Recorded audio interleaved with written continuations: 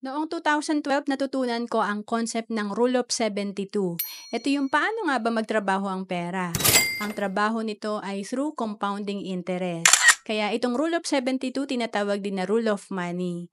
Makikita natin dito pag dinivide natin sa 72 yung interest na kinikita ng pera natin, makukuha natin yung number of years kung kailan dodoble yung pera natin. So magbigay tayo ng halimbawa, kung naglalagay ka sa 2% ang interest ng pera mo, 72 divided by 2%, ang aantayin mo 36 years para dumoble yung pera mo. Medyo matagal. And kung sa 4%, 18 years. Pero pag natuto tayong mag-invest, halimbawa kumikita ng 12% per year, 6 years lang yung ating aantayin para dumoble ang pera natin. Saan ba tayo pwede magsimula kung gusto natin mag-invest? Pwede tayo dito sa tinatawag na Level 1 Investing, ang Kaiser. Kasi dito, tatlo na yung meron ka.